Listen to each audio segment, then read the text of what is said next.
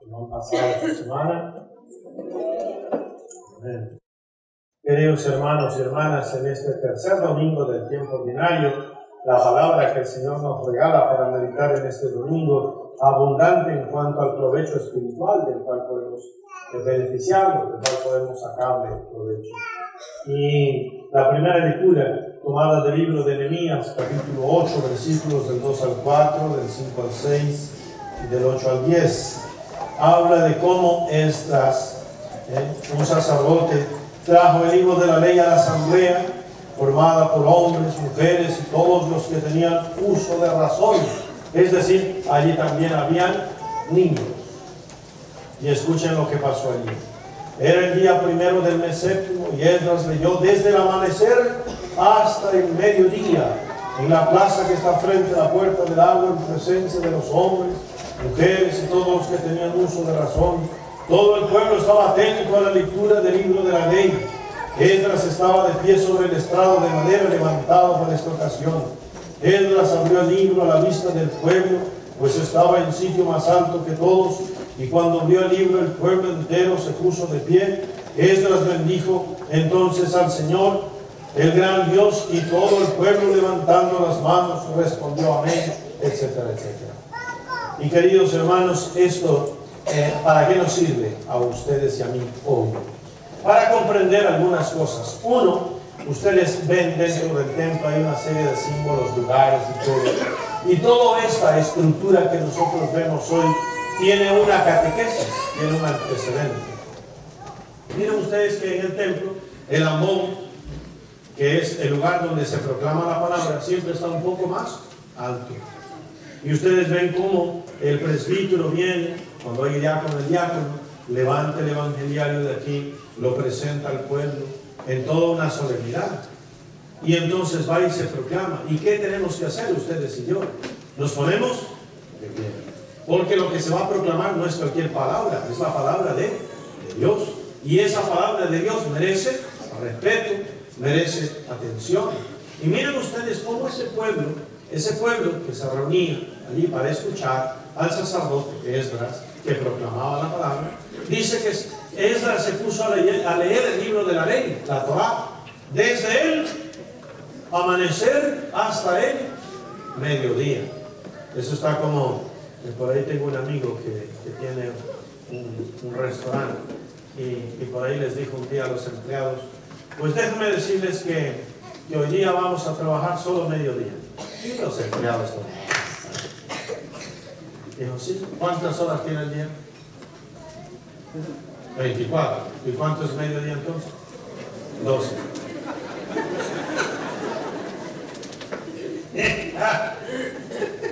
Solo vamos a trabajar 12 horas. Es mediodía. Y entonces, miren ustedes cómo estaba allí también Esdras haciendo trabajar al pueblo, escuchando mediodía, ¿no? Y es que la palabra tiene que tener un espacio, una importancia, y lo que dice allí, habían hombres, mujeres y todos a partir del uso de la razón. O sea, también había niños. Y seguramente habrá algún niño por ahí que decía, no me gusta. Y había un papá que le decía, que te vaya gustando. Que tenía clara cuál es su función. Y eso me lleva un poquito para la segunda lectura de hoy.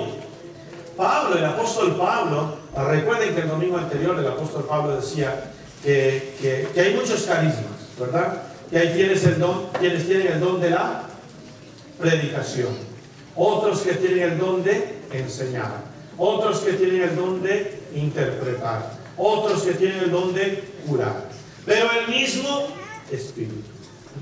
Y eso nos daba para decirles a ustedes y a mí de qué significa eso para nosotros hoy. Significa que tenemos que ustedes y yo descubrir cuál es la cualidad que Dios nos ha dado. Y es que todos servimos para algo, no para todo. Muchos podemos desarrollar varias habilidades, pero una es la que más se destaca.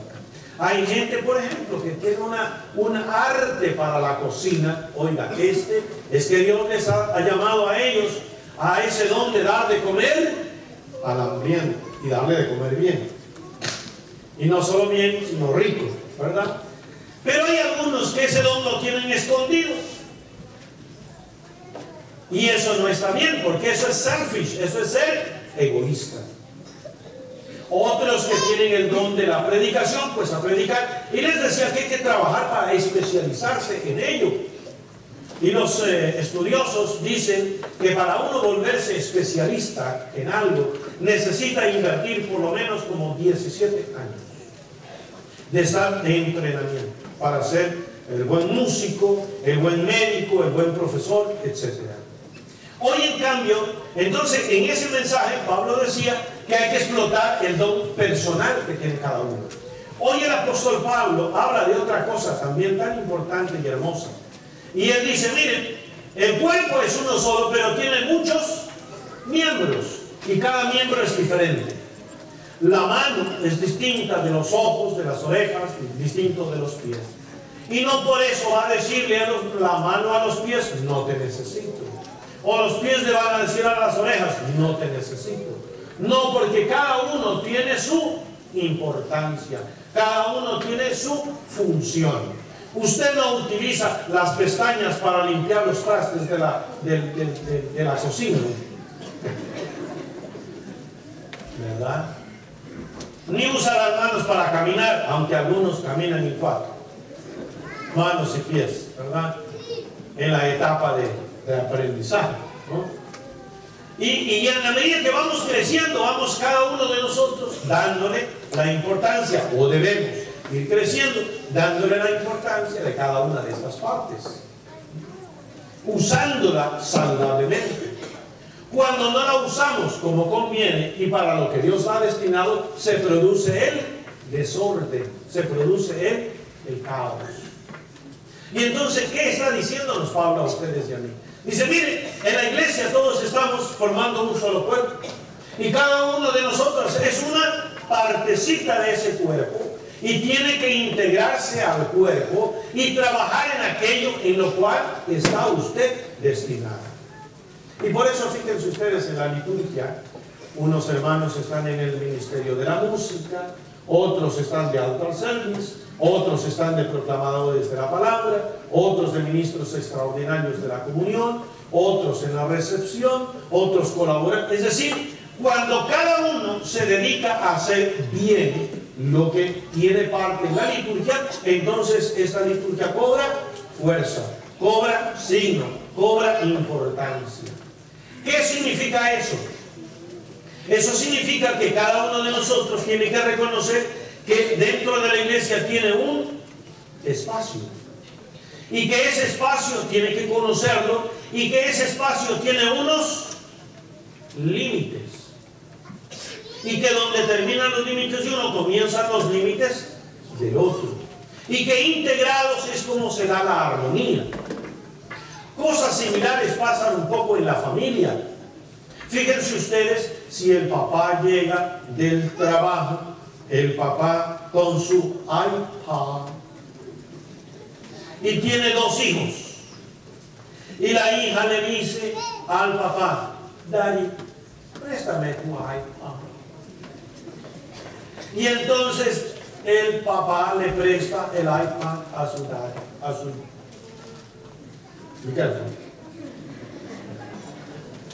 Cuidado, me lo rayo. Así dicen los papás, ¿verdad? Cuidado, no vas a dejarlo caer. Y por ahí el hermano mira a la hermana que está con el iPad y le dice, préstamelo aquí. Y ella le dice, no, quítale el iPad. Ay, mire, ella tan tranquila como lo entrega. Igualito que en las casas, ¿verdad? No, nada. No, a mí me lo dio. Y comienza y lleva y trae. Y entonces viene el papá y dice, dale, que yo se lo presté a la hermana. Dele el iPad. Y sale por ahí la mamá. ¿Y qué estás haciendo? La otra es una vaga sinvergüenza. Déjele el iPad al niño. Y ella...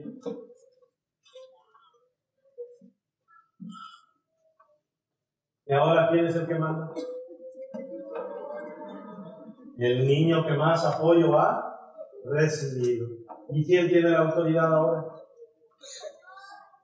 Y los niños están confundidos porque ellos creen en la casa se tiene que hacer la voluntad de ellos.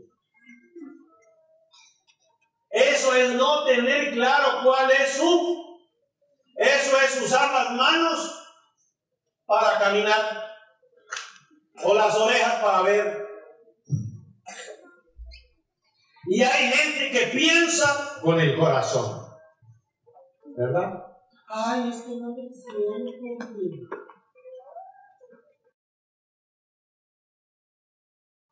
A que no peleen, que tengan un aire.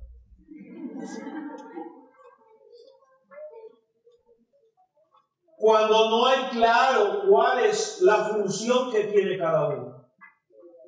Cuando esos niños creen que todo el tiempo es game, todo el tiempo es juegos,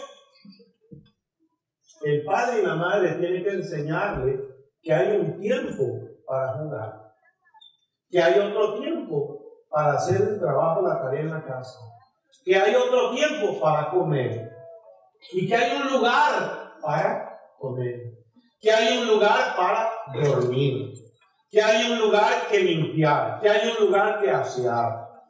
Y el padre se encarga de entrenar en eso, en esa casa que hay armonía, que hay respeto. Igual que en las organizaciones, cuando cada uno se dedica a hacer lo que le corresponde. Entonces, ¿cuál es el mensaje del apóstol Pablo para ustedes y para mí? Si yo pudiera ponerle un título, yo le pondría aprender a trabajar en equipo. De eso hablan muchas empresas, de eso habla mucha gente. Es importante aprender a trabajar en equipo. Y de hecho, la gente, por ejemplo, que se la contrata para trabajar en una área y esa persona no sabe trabajar en equipo, vaya a ver los conflictos que se producen. Y hay gente que puede ser muy técnica en algo, pero si no tiene valores humanos de convivencia, de fraternidad, espérese los conflictos que se van a producir. Usted puede tener una persona especialista muy técnico en un área, pero pésimo ser humano para convivir con los demás. Ahí está en peligro la unidad de esa organización. Y tiene que hacer un trabajo de limpieza. ¿Y cómo se hace eso? Es todo un trabajo de catequesis. El Evangelio de hoy habla de que Jesucristo fue al templo, pero fíjense ustedes, el Evangelio utiliza expresiones que son hermosas, que hay que darle importancia y hay que irlas leyendo despacio. Dice aquí el Evangelio: después de que Jesús fue tentado por el demonio en el desierto, impulsado por el Espíritu, volvió a Galilea. Iba enseñando en las sinagogas. Es decir, Jesús usaba los lugares propios para enseñar la palabra de Dios. Las sinagogas, déjenme decirle que las sinagogas para el pueblo de Israel no son templos. Las sinagogas son lugares de catequesis, son salones de enseñanza. El lugar del culto para los israelitas era el templo de Jerusalén, lo más importante, allá era la parte ritual. Pero en las sinagogas, que esas sí habían en cada pueblo sinagogas, eran lugares de catequesis. Y Jesús va a esos lugares, y miren lo que dice aquí: todos los sábados iba enseñando en las sinagogas, todos lo alababan y su fama se extendió por toda la región. Es decir, Jesucristo era un excelente predicador. ¿Qué más dice? Fue también a Nazaret donde se había criado. Entró en la sinagoga, escuchen esto, como era su costumbre hacerlo los sábados, y se levantó para proclamar, y se levantó para hacer la lectura. Se le dio el volumen del profeta Isaías, lo desenrolló y encontró el pasaje que ya ustedes y yo lo hemos leído: el Espíritu de Dios está sobre mí, etc. Aquí hay un detalle interesante que yo quisiera reforzar, y es que Jesucristo dice que iba todos los sábados a la sinagoga para proclamar la lectura como era su costumbre. Es decir, no era como algunos, poniéndolo en nuestra época, ¿no? Hay algunos que solo los vemos de vez en cuando por aquí. Una vez que se los ve, el bautizo, y no vienen, los traen. La otra vez que se los ve por aquí, para el miércoles de ceniza, ahí, pintaditos. O para Christmas, ¿verdad? La otra vez cuando se casan, y si es que se casan. Ahora cada vez se casan menos. Y la última vez cuando mueren, tampoco vienen, los traen. Y usted pregúntele si son católicos. Oh, chorrean de catolicismo. No participan en estudios bíblicos, en talleres, en retiros, en seminarios. Y están convencidísimos que tienen una fe madura.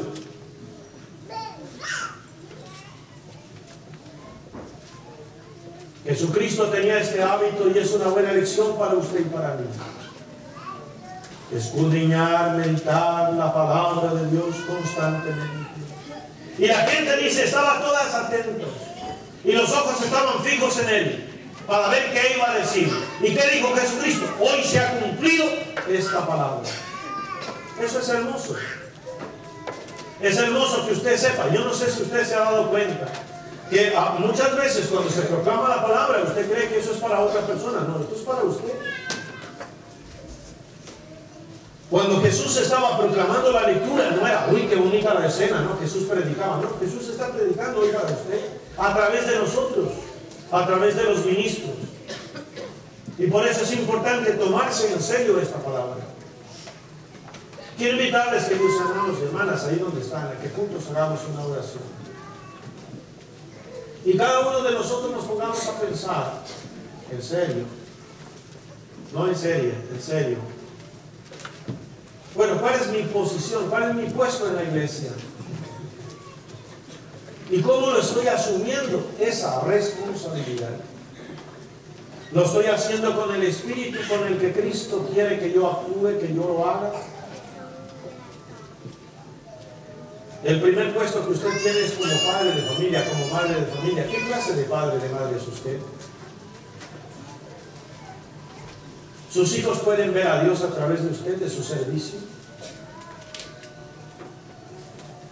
Cuando en un hogar están definidos los roles, la función de cada uno, ahí hay armonía.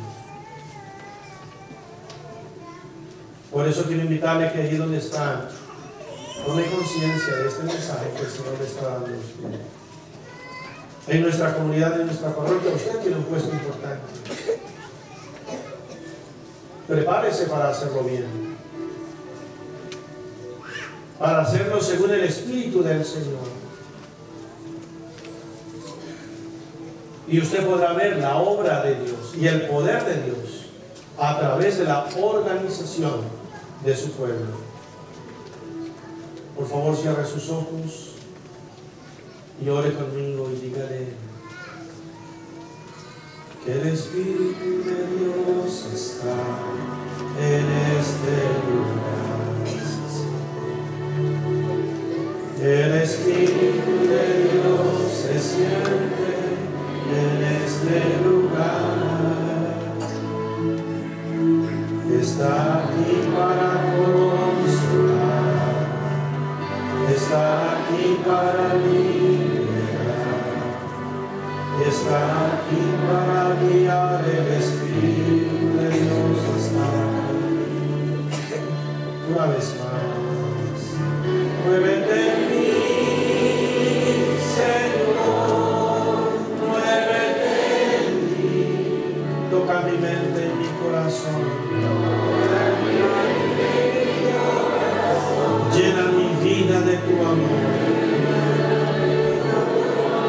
Muévete en mí, Dios Espíritu, Dios Espíritu, muévete.